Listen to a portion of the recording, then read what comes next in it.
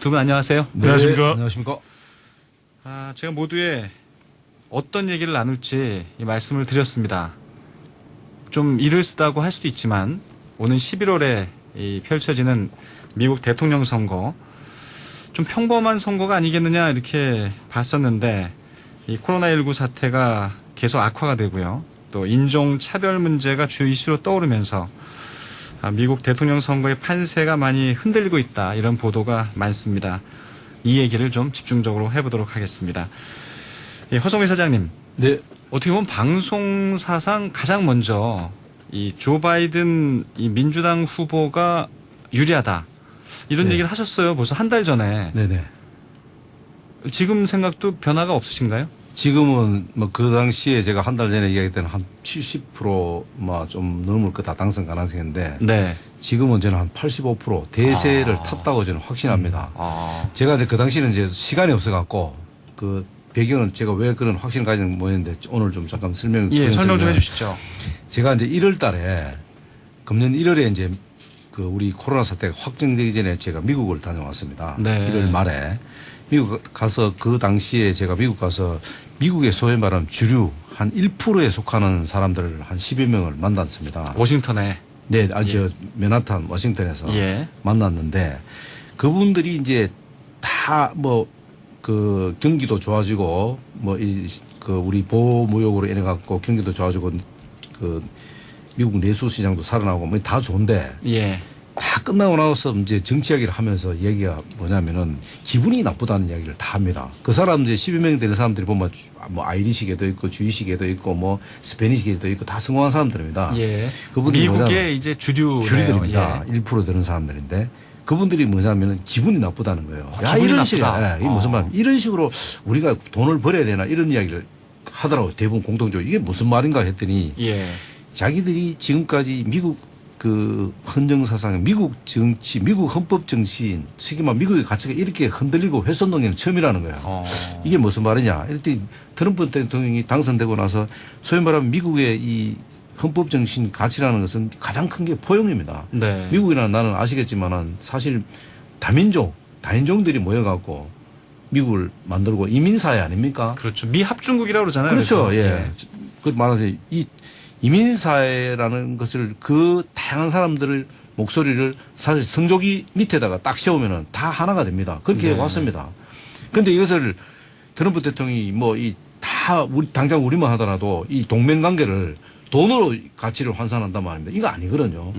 이제 그런 정신, 그 다음에 이제 이 자꾸 그 백인, 흑인 이런 내부 갈등이라든가 이런 것들을 자꾸 또 있는 사람, 없는 사람 이런 식으로 계속 갈라치기를 트럼프 대통령이 하니 이 도대체 미국이 그동안 갖고 있는 헌법 정신이 너무 훼손됐다. 특히 이제 미국 같은 경우는 2차 대전 이후에 사실 패전 국가인 독일이나 그 다음에 일본, 특히 우리도 마찬가지입니다. 이 원조를 해서 지금 세계 최고의 부강한 나라로 만들었잖아요. 그렇죠. 그러면서 그들과의 동맹관계를 유지하고 우리 한국도 마찬가지로 이렇게 해왔는데 자, 이 모든 것을 독일도 뭐, 최근에, 미군들을 출소하겠다. 왜? 출소 이유가 뭐냐?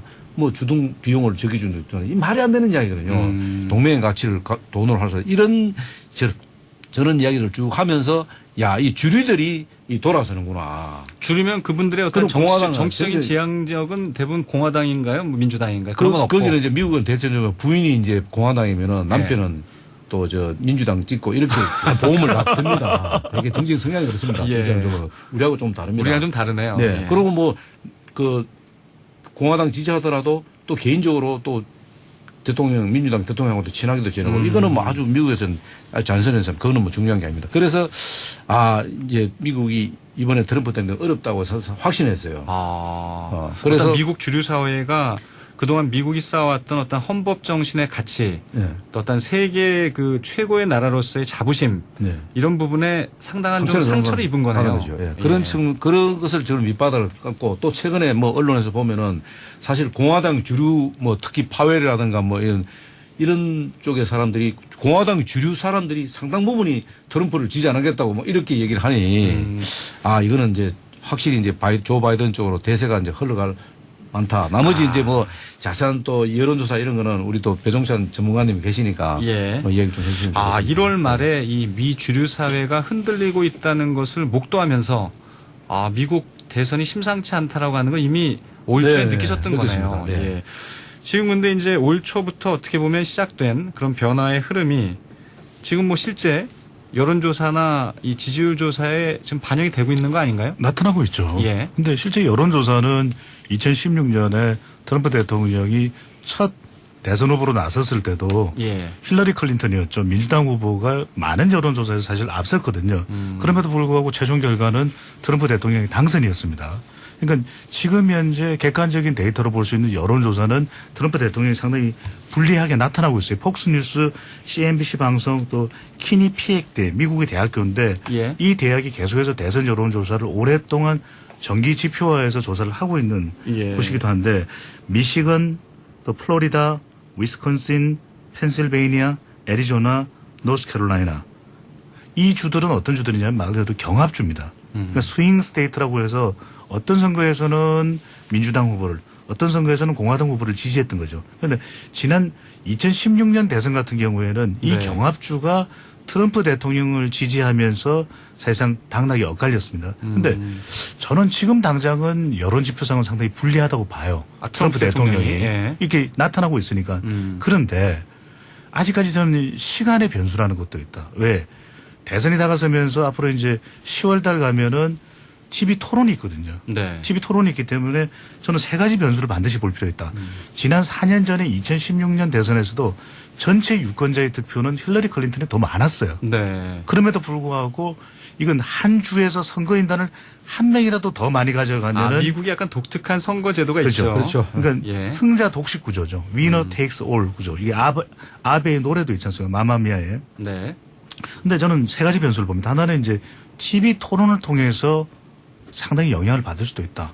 지금 트럼프 대통령이 불리한 여론조사 결과가 나오고 있지만 현직 프리미엄을 무시하지 못합니다. 네. 여러 가지 카드를 사용할 수 있거든요. 아직도 미중 간의 무역 카드가 있죠. 예. 또 코로나19에 대응하는 백신 카드가 있고 또 다른 또 여러 가지 트럼프 노믹스라고 해서 경제와 관련된 증시가 어떻게 지금 되는가. 미국 뭐 나스닥 미국의 이 S&P 500 지수 나쁘지 않습니다. 그러니까 여전히 기대감은 남아있다는 걸 저는 증시로 또 확인할 수가 있는 면이 있고 불확실성은 여전히 존재하지만 예. 그리고 또 하나는 이제 경쟁자인데 이 바이든. 70년대 중반 이후에 미국 대통령이 재선에 성공하지 못한 사람이 두 사람이 있습니다. 한 명은 민주당 후보였던 지미 카트. 누구에게 지났냐면 레이건에게 집니다. 그리고 92년 선거에서는 아버지 부시가 조지 H.W. 부시죠. 조지 H. 부시죠. 예. 빌 클린턴에게 지거든요. 그러니까 후보 자체가 경쟁자가 막강했던 거예요. 그런데 바이든의 경우에는 TV 토론 들어가고 선거전이 가까워질수록 우크라이나 스캔들이 불거질 수밖에 없습니다. 힐러리 클린턴도 이메일 문제가 있었죠. 그다음에 건강 문제가 있었죠.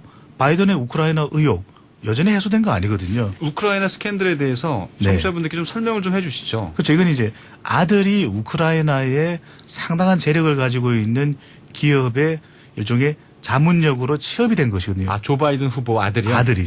그래서 그에게 연봉을 받았고, 아니 트럼프 대통령이 이거 문제 있는 거 아니냐? 금수저네요. 예, 그러면서 우크라이나 대통령 젤렌스키에게 수사하라고 이야기를 했거든요. 네. 이게 미국의 사법권을 이게 정말 위법한 거다, 위반한 거다 이렇게 해서 탄핵에 몰리게 됐던 원인 중에 하나가 우크라이나 스캔들이었죠. 네. 그랬던 것인데 이것 자체 의혹 자체는 완전히 해소되지는 않았어요. 바이든도 상당히 고령입니다. 그러니까 레이건이나 클린턴 같은 압도적인 후보라면 저는 상당히 이 트럼프가 위기에 처한다고 보지만 네. TV 토론에서 집중적으로 이걸 밝힐 것이고 그다음에 이제 그러니까 이제 재선에 실패한 대통령이 지미 카터 대통령, 그 다음에 이 아버지 부시 대통령인데 또 민주당 이제, 공화당. 근데 상대당 후보가 상당히 강했기 때문에 재선하기 강했죠. 어려웠다는 얘기죠. 레이건은 압도적이었습니다. 대부분의 미국의 거의 뭐 30개 주 이상에서 다 위너 테이크스 올 다 가져갔거든요. 예. 무슨 이야기냐?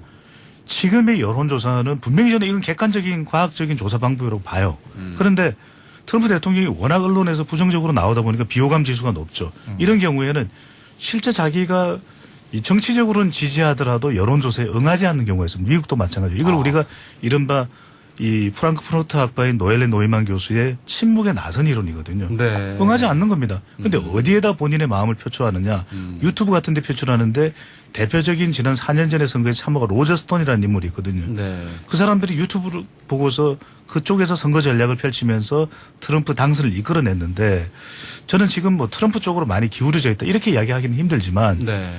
지금 불리한 국면이지만 이것 자체가 11월 대선까지 간다 이렇게 저는 보지는 않습니다. 왜 현직이 여전히 쓸 수 있는 카드가 많고 바이든도 상당한 약점이 있다. 그리고 또 하나 문제는 적어도 9월까지는 지금 바이든도 선거운동을 못 하잖아요. 코로나 때문에. 그렇죠. 이것도 상당히 저는 영향을 준다고 봅니다. 저는 이제 우리 이제 배종찬 본부장님께서 지금 이제 쭉 그 논리적으로 그 다음에 이제 그 여론조사 관련해서 설명해 주시는데 거기에 조금 이제 약간 이제 다른 입장을 좀 말씀드리면은 지금 이제 우크라이나 스캔들 이거 쉽게 말하면 이제 아버지 카드를 찬스를 쓴 겁니다. 네. 쉽게 말하면 우리로 말하면 그런 겁니다. 근데 이제 우리나라에서는 굉장히 치명적인데. 치명적인데 그거와 대비해서 사실은 그 트럼프 대통령은 러시아 스캔들에 있습니다. 예. 이것이 아직도 덜 밝혀진 부분들이 있습니다. 덜 밝혀져 있고 그 다음에 이제 더 이제 중요한 거는 지금 이제 TV 토론 말씀하셨는데 TV 토론에서 사실은 조 바이든이 좀 불리할 가능성이 있습니다. 근데 이제 TV 토론에서 조 바이든이 사실 살아온 히스토리가 있어요. 미국도 역시 인간이기 때문에 상당히 그 히스토리 있는 그 휴머니티 그런 부분에 조 바이든이 갖고 있어요. 뭐 네. 가정사라든가 또 자기 정치인 역사라든가 이런 것들이 지금 다 밝혀져 없지만 상당히 나름대로 이 대비됩니다. 트럼프 대통령. 그런 부분에 상당히 이제 좀 막 TV 토론 때 부각을 시키지 않겠냐는 그런 부분이 되고요. 그 다음에 이제 이 조 바이든이 저는 이제 대세를 탔다고 봅니다. 앞으로 물론 뭐 되는데 더 중요한 변수 하나는 뭐냐면은 소위 말하는 미국의 대선은 결국은 쩐의 전쟁입니다. 지금 후원금을 누가 얼마 받느냐 하는 건데 후원금을 많이 받는다는 건 그만큼 당선 가능성에 베팅을 한다는 뜻입니다. 지지자들이.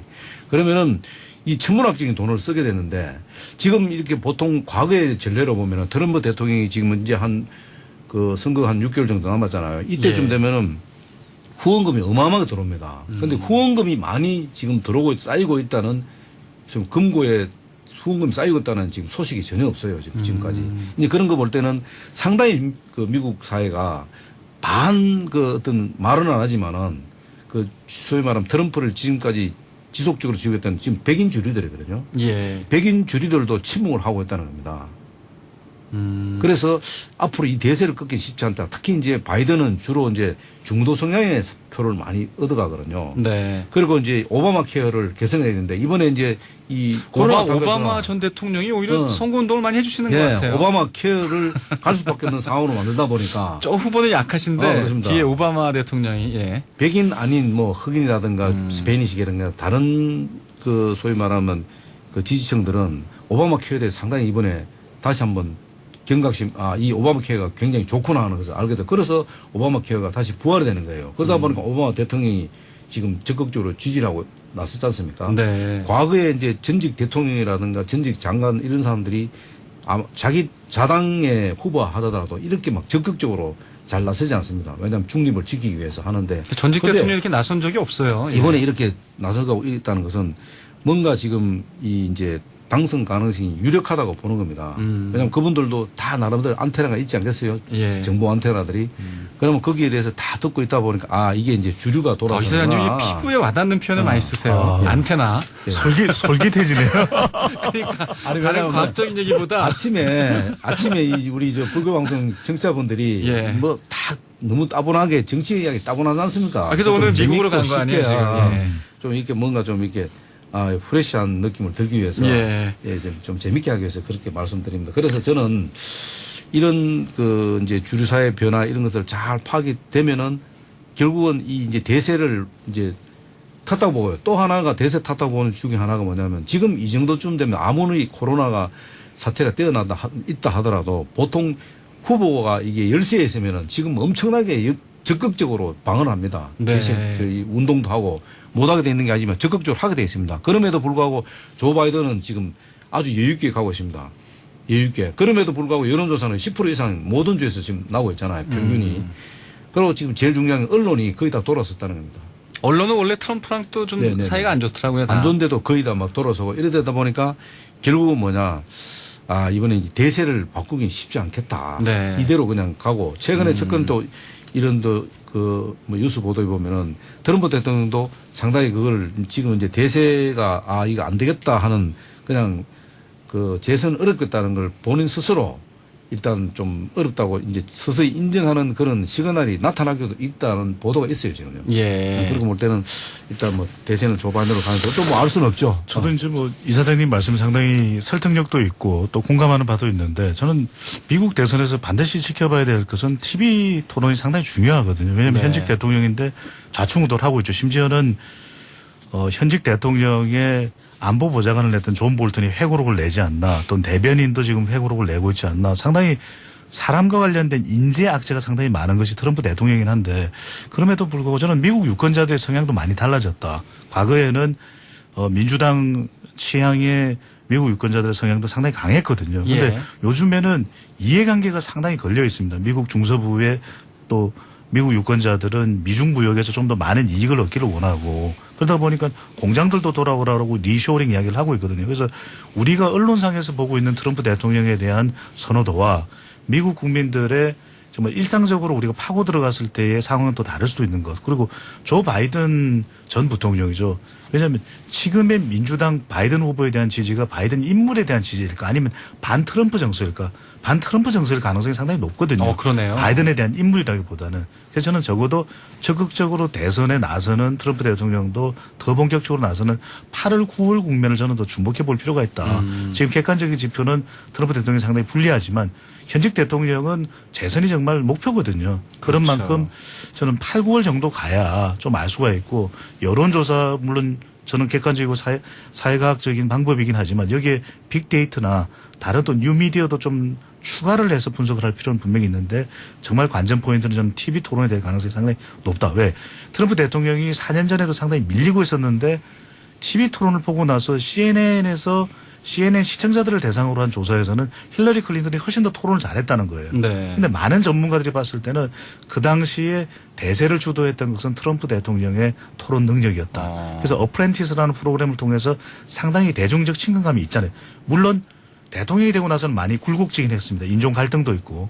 근데 앞으로 어떤 카드를 쓰느냐도 현직 대통령이 가지고 있는 무기이기 때문에 저는 조금 더 지켜볼 필요가 있을 것 같아요. 그리고 제가 마지막으로 한 가지 더 지금 이제 외교적인 관점에서 우리가 한번 이걸 보면 역대 그 미국을 제외한 모든 나라가 반미국 정세에 그 기류를 탄 건 처음이에요. 이번 선거가. 네. 예를 들어서 미국, 러시아, 그다음 동아시아도 마찬가지고 유럽도 마찬가지입니다. 거의 지금 반 트럼프 정세가 지금 깔려 있습니다. 그러다 보니까 이 외교적인 문제가 왜 중요하냐면요. 미국은 다인종 국가잖아요. 뭐 유럽인들 오고 아시안도 있고 뭐 다 있습니다. 뭐 우리 대한민국 네. 국민들도 거기 살고 다 투표권을 가진 사람도 많고 이런다 보면은 우리도 그렇지 않습니까? 지역에 있는 그 분들이 그 서울에 있는 분들한테 투표할 적에 영향력을 행사는 안 하지만은 이 소위 정보관을 할 수 있지 않습니까? 그런 것들이 별거 아닌 거지만 상당히 영향을 미칩니다. 이번에 우리 그 총선 때 그 미래통합당이 호남 지역에 한 명도 후보를 한두 명 내고 거의 다 포기했지 않습니까? 근데 그 지역에 있는 호남분들이 서울에 있는 친인척들한테 전화를 해서 이 호남을 포기했다. 이렇게 하면은 그 소위 말해 수도권에 있는 호남분들이 기분이 좋겠습니까? 안 찍을 수도 있거든요. 그런 것도 저는 영향이 있듯이 이번에 외교적으로 볼 때는 러시아, 중국, 유럽, 동아시아, 우리나라 특히 우리도 그렇고 마찬가지입니다. 이렇게 보니까 외교적으로도 반 트럼프 정서가 이렇게 강해진 게 처음이에요. 예. 이미 고립된 것이. 그렇기 때문에 이런 정서를 보더라도 상당히 트럼프가 재선되기는 어렵다. 그렇게 봅니다. 근데 이제 저는 이 말씀은 안 드릴 수가 없는 것이 미국 유권자들이 대외 관계에 그렇게 영향을 많이 받고 실제로는 그렇지 않다는 거죠. 왜냐하면 힐러리 클린턴은 국무장관을 했고 외교적으로도 상당히 탁월한 능력을 보였던 인물이지만 선택받지는 못했거든요. 우리가 아는 지미 카터 대통령 얼마나 외교적으로 대단한 사람입니까?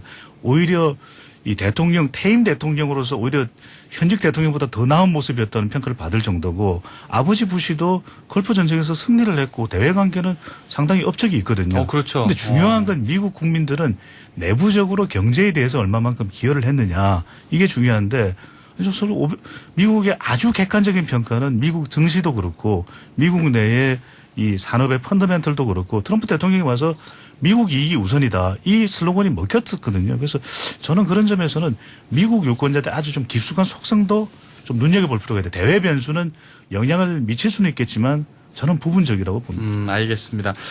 두 분 얘기를 들어보니까요. 11월 미 대선에 대한 뭔가의 이 기준점이 나름대로 생기는 것 같습니다. 트럼프냐, 조 바이든이냐. 예. 왜냐하면 우리한테도 굉장히 우리한테도 외교적으로 또 국익 측면에서도 굉장히 중요하기 때문에 미국 대통령 선거가 네. 그래서 막 알겠습니다. 뭐 시간이 얼마 남지 않았지만요.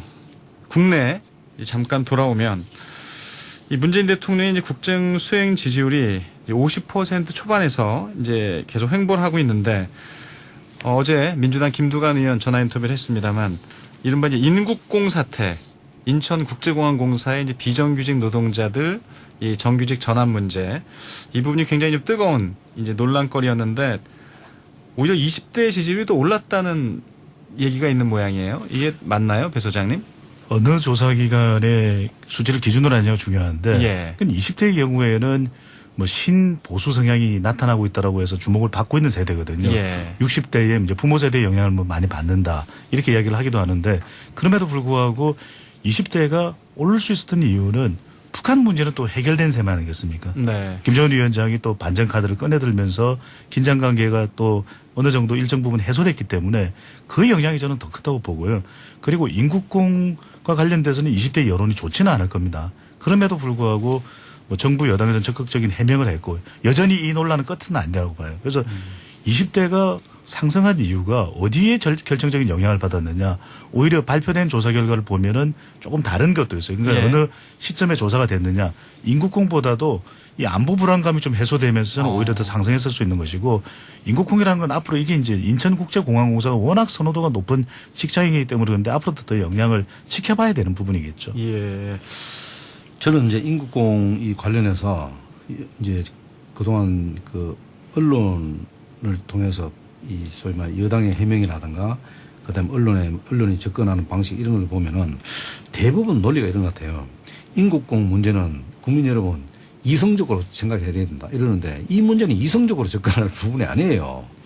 저는 인국공이 뭔가 그랬어요. 네. 인터넷 주요 검색어에 올라와 있길래 좀 줄여서 많이 얘기하기 때문에. 근데 이제 예. 대부분은 이제 그러면서도 이제 여당에서는 뭐 있는 자와 없는 자, 공부 잘하는 사람과 공부 못하는 사람 이렇게 자꾸 갈라치기를 하는데 이 문제는 인국공 문제는 갈라치기 해서 되는 문제가 아니에요. 인국공입니다. 인국공 문제는 갈라치기 예. 해서 되는 문제가 아니기 때문에 이런 부분들이 물론 뭐 여당에서 또 뭐 청와대에서 다 뭐 해명도 하지만은 이 부분은 정말로 잘못됐다 저는 결론적으로 그렇게 좀 말씀드리고 싶습니다. 예.